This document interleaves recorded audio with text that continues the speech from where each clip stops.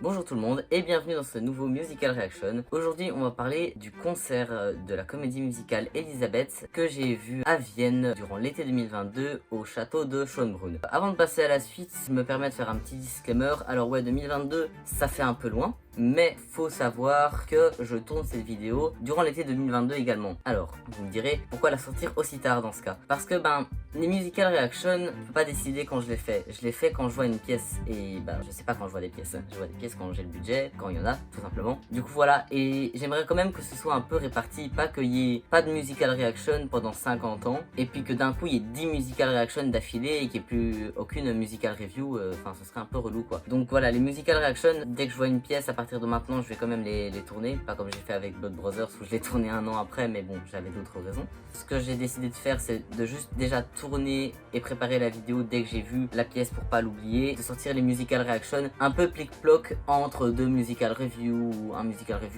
remake, enfin pour un petit peu varier. Donc voilà, je ne sais pas quand cette vidéo sortira. En fait, je dis de la merde. En fait, si, je sais quand elle sort. Je parle d'Elisabeth. Ça doit être les 3 ans de la chaîne. Ouais, c'est les 3 ans de la chaîne. Quoi qu'il en soit, ne perdons pas plus de temps, parlons du musical Elisabeth au château de Schönbrunn. Alors, honnêtement, avant de partir à Vienne voir le machin, je pensais pas du tout faire un musical reaction dessus. Pourquoi? Parce que ce n'est pas une comédie musicale, c'est un concert. Un concert d'une comédie musicale, certes, mais c'est quand même un concert. Et un concert et une comédie musicale, c'est carrément pas la même chose. Mais le fait est que c'était pas du tout ce à quoi je m'attendais. Il le vendait comme un concert, mais c'était bien plus que ça au final. Et après l'avoir vu, j'avais pas d'autre choix que d'en parler. Et voilà, nous en sommes maintenant. Ah oui, s'il y a des gens qui savent pas ce qu'est Elisabeth, franchement, vous faites pas d'efforts, quoi. Vraiment. Déjà, avant de commencer de parler du bazar en lui-même et de pourquoi j'en parle si c'est un concert, qu'est-ce qu'il y avait de si incroyable, mettons un peu le contexte. Le château de Schönbrunn, c'est quoi? Mon bel accent allemand, je sais. C'est le château d'Elisabeth. Bon, le château d'Elisabeth, c'est très vite dit, étant donné qu'elle a eu plusieurs habitations. Elle a habité à la Hofburg d'ailleurs pendant très longtemps. Elle a habité en Hongrie, la Villa Hermès, enfin plein d'endroits, même parfois plus longtemps qu'au château de Schönbrunn. Mais bon, le château de Schönbrunn, c'est le château impérial. Et du coup, c'est ça la particularité du machin. Ça se déroulait en plein air, mais pas n'importe où, dans la cour du château de Schönbrunn. C'est quand même une expérience incroyable, sachant que juste avant, j'avais passé toute la journée à Schönbrunn pour être déjà sur place pour le concert. Et avant, oui, j'avais visité les jardins, mais j'avais aussi visité l'intérieur du château. Et j'étais là avec mon petit audio guide où dans certaines pièces, il disait alors là, c'était la pièce où il se passait ci, ça, comme machin, truc. J'étais là, j'entendais ça et je me disais, waouh, cette scène-là dans Elisabeth, dans la vraie vie, c'est là que ça se passait. Waouh! Ça pour dire que j'étais bien dans le bain pour le bazar. Je pouvais pas être dans de meilleures conditions pour apprécier ce que j'allais voir. Et puis, vient le soir, après toutes ces visites, le moment du concert. Alors, ce à quoi je m'attendais quand j'ai vu concert, c'était qu'ils allaient chanter les chansons de la pièce, mais sans forcément les faire dans l'ordre. Peut-être si les faire dans l'ordre, mais en passant quand même pas mal, qu'ils soient pas forcément en costume, qu'il y ait peut-être même plusieurs chanteurs pour le même personnage. Déjà, les acteurs, chacun avait un rôle prédéfini. Il y a juste Elisabeth qui au début était jouée par une actrice plus jeune pour la représenter jeune, et puis adulte à un certain moment, très intéressant comme choix d'ailleurs, mais j'en parlerai plus tard. Enfin voilà, moi je m'attendais que ce soit concert, sachant que la scène était bien plus petite, donc rien à voir avec Blood Brothers ou Elisabeth au Carvelt. Malgré le fait que la scène soit petite, tout était très bien agencé, donc il y avait l'escalier au milieu, puis la scène principale, et l'orchestre en fait se trouvait sur les côtés de l'escalier, et les acteurs arrivaient de l'arrière. C'était petit, mais franchement ça faisait le taf. Seul point négatif par rapport à cette petite scène, c'était que comme c'est en extérieur, pour pas qu'ils doivent annuler s'il pleut, il y avait un espèce de paravent rond au-dessus de la scène qui était tenu avec des gros piliers métalliques, ce qui fait que quand t'es fort sur le côté, t'as les piliers métalliques en plein dans la tronche. C'est un petit peu gênant, mais malgré ça, t'arrives quand même à voir la scène, mais tu vois pas bien l'intérieur surtout. C'est juste un petit peu dommage. Du coup, pourquoi j'en parle si c'est un concert? Parce que c'était pas qu'un concert, hein. Comme vous vous en doutez, comme je l'ai déjà teasé, ils ont rejoué la pièce.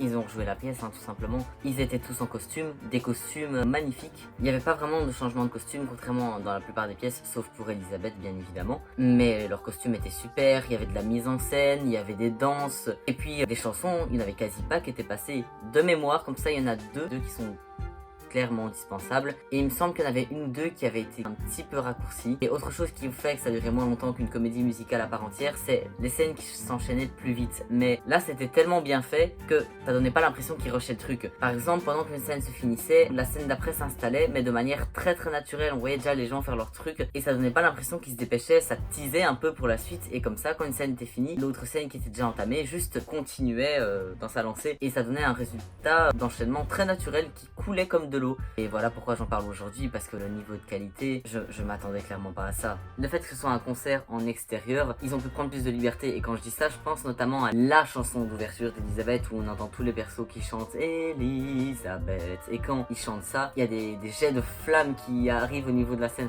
C'était juste incroyable. Enfin, c'est une expérience incroyable. Ils avaient plus de liberté, mais surtout, on n'était pas n'importe où. On était dans la cour du château de fucking Schönbrunn. Et ça, c'est quand même pas rien, quoi. Entendre toutes ces voix qui résonnaient sur ce château où il s'est passé toutes ces choses, surtout que moi je sortais de la petite visite guidée.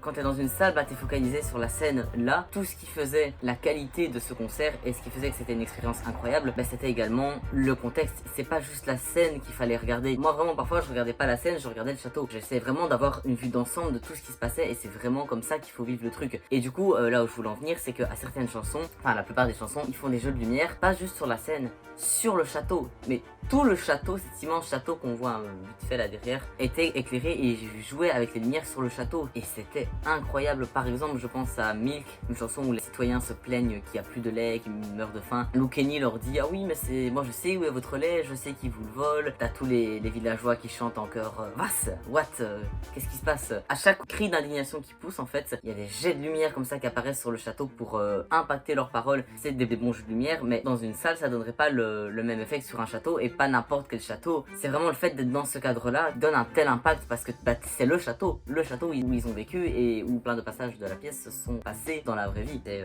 super impactant. Et bon, ils faisaient ça aussi d'autres manières. Il y avait des passages plus dramatiques. Le château était entièrement illuminé en rouge. Et un château aussi grand, tout rouge, c'est super impressionnant et ça en jette. Inversement, lors des scènes plus solennelles, par exemple la chanson avec Rudolf et la mort, là le château au début était complètement noir. Il y avait juste la scène qui était éclairée, presque par respect pour ce qui se passait. Et petit à petit, des lumières bleues sont venues au château, mais sans qu'on se rende compte.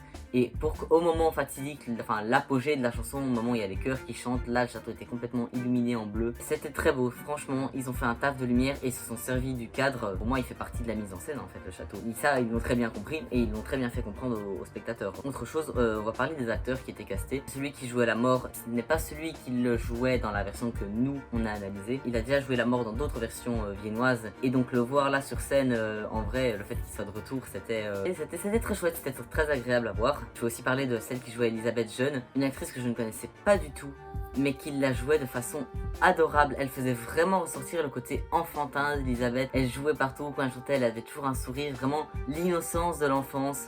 Elle incarnait ça super bien.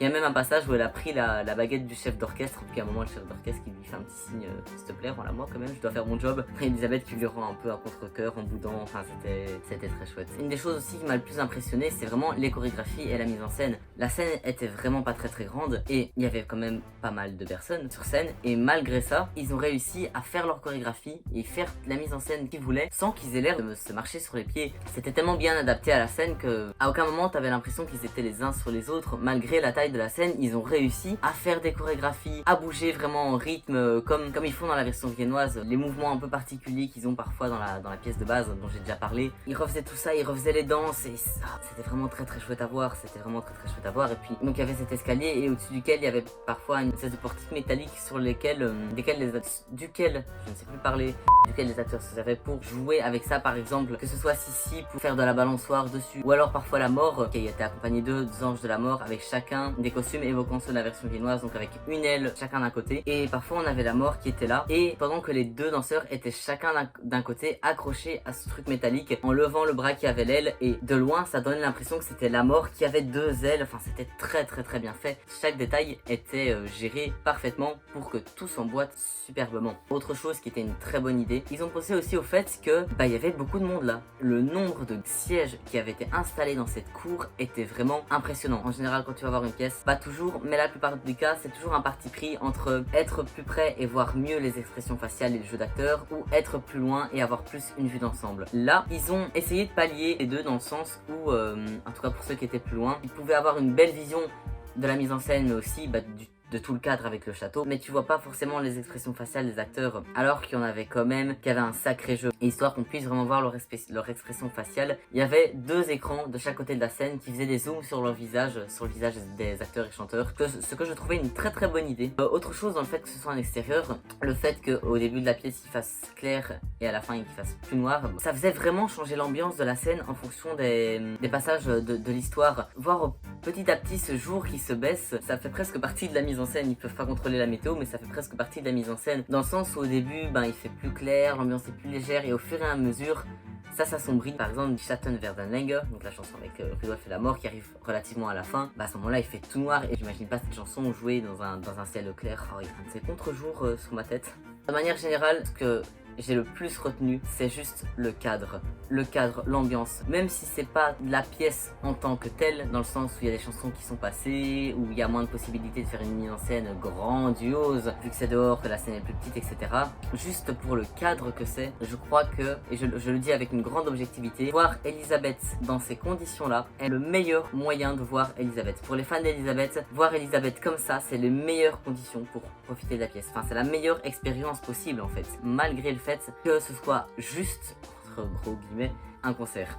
Autre chose niveau mise en scène qui m'a marqué et qui n'aurait jamais été possible dans une salle, c'est que au début de l'acte 2, la première chanson de Lucchini qui arrive par les gradins, après ça normalement il y a la chanson du passage du couronnement de Sissi et Franz, roi et reine de Hongrie, et à ce moment là quand la chanson de Lucchini se termine, mais vraiment un peu avant qu'elle soit finie, il y a Franz et Sissi qui arrivent devant la scène en calèche. Et ça c'est juste beaucoup trop stylé. Bien, maintenant je crois que j'ai un peu parcouru toute la pièce. À part ça, il n'y avait pas vraiment de grande liberté artistique par rapport à la version viennoise de base. Je veux dire, c'est aussi une version viennoise, ils ont simplement repris leur truc et l'ont adapté au concert, et ils ont fait ça très bien. J'ai vraiment passé un excellent moment. Mais il y a quand même un passage qui m'a ému en fait, plus que n'importe quel autre, parce qu'il s'est passé quelque chose à laquelle je ne m'attendais pas du tout, et qui m'ont presque arraché une larme ou deux pour être honnête. C'est la chanson de Sissi où elle chante Je m'appartiens dans le sens moi seul choisis mon destin, moi seul choisis ma vie, comme le dit la version française. C'est la chanson de Sissi, et du coup il s'est passé un truc incroyable. Déjà avant même que la chanson commence, on a changé de chef d'orchestre. Pour cette chanson là on a eu un autre chef d'orchestre. Alors là j'ai vu flou et j'étais pas prêt. Je vois un monsieur qui monte sur scène pour prendre la place du chef d'orchestre principal. Ce monsieur n'est autre que Sylvester Levay, le compositeur d'Elisabeth. Voilà, rien que ça, le monsieur est venu sur scène. Rien que quand je le dis, j'arrive pas à y croire. J'arrive pas déjà à croire que je l'ai vu en vrai, qu'il soit vraiment venu là. Je m'y attendais mais tellement pas. D'un coup, je vois Sylvester Levay, le compositeur d'Elisabeth. Moi qui suis un énorme fan d'Elisabeth, vous imaginez ce que j'ai pu ressentir en le voyant arriver. Jamais j'aurais cru voir ce monsieur en vrai de ma vie. À la fin, évidemment, il est revenu sur scène pour faire un petit discours en allemand. J'ai très bien compris. Hein. Oui, moi je suis 100% bilingue allemand, bien évidemment. Moi du futur, dis dans la description de cette vidéo si c'est le cas ou pas, ou si je sais toujours pas parler allemand, MDR. Bref, je reviens à ce que je disais. Déjà, t'as Sylvester Levay qui arrive pour faire le chef d'orchestre, le compositeur original d'Elisabeth. Mais c'est pas tout. Parce que si c'était que ça, déjà, ça a suffi, à failli me faire chialer de le voir. Mais il veut encore en rajouter une couche. Ils sont fous ces Autrichiens. Parce que cette chanson n'est pas seulement la chanson la plus emblématique d'Elisabeth. Dans ce cadre-ci, c'était également la chanson du changement d'actrice. Parce que j'ai dit qu'il y avait 2 actrices qui la jouaient. Et c'est à partir de là que celle qui joue Elisabeth plus mature vient. Je trouvais que c'était une bonne chanson pour faire un changement d'actrice, parce que c'est la chanson où Elisabeth vraiment commence à s'affirmer et commence à se prendre en main. Ils auraient pu également prendre la chanson avec la fameuse scène du tableau, parce que ce tableau représente vraiment la Elisabeth mature qui a marqué presque un tournant dans la manière dont elle se comportait à la cour impériale. Ils auraient pu aussi Francella, mais dans le cadre de la comédie musicale, cette chanson-là était, je crois, la plus appropriée pour changer d'actrice. Et bah déjà, faut savoir qu'encore une fois, la mise en scène était impeccable, étant donné que je n'ai pas capté quand l'actrice a changé. À un moment, elle est montée sur l'estrade et d'un claquement de doigts, d'un coup, elle s'est retournée et c'était plus la même actrice. Du coup, l'actrice se retourne et qui je vois, Maya Hagvord.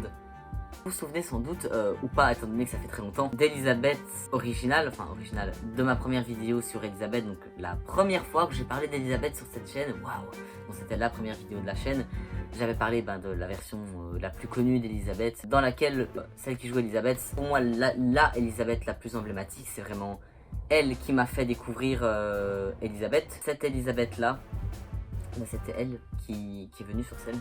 D'un coup elle se retourne, je vois Maya Hagvord. En vrai, devant moi, le Sylvester Levay, plus elle juste après. Ah mais non, mais je me sentais plus pour la chanson. Ah c'est bon, j'étais mort, je pouvais mourir en paix, là, c'était bon. Jamais j'aurais cru il y a quelques années, quand j'ai découvert Elisabeth et quand j'ai vu cette femme à travers mon écran et une vidéo de mauvaise qualité sur mon PC, que quelques années plus tard je la verrai en vrai et que je lui parlerai, parce que oui, je lui ai parlé. Enfin bref, tout ça, ça participe à l'émotion que j'ai pu ressentir. Tout ça pour dire que franchement, si vous êtes fan de comédie musicale et si vous êtes fan d'Elisabeth, si par hasard il y a des fans d'Elisabeth qui passent par là, bonjour, n'hésitez pas à aller voir ça. Peut-être que le fait que ce soit un concert donne moins envie parce qu'on a l'impression que c'est moins travaillé, moins comédie musicale. Non, pas du tout. Je le redis une énième fois et je conclurai ma vidéo là-dessus. Il n'y a pas de meilleur moyen, de meilleures circonstances, de meilleures conditions dans lesquelles voir Elisabeth que celle-ci.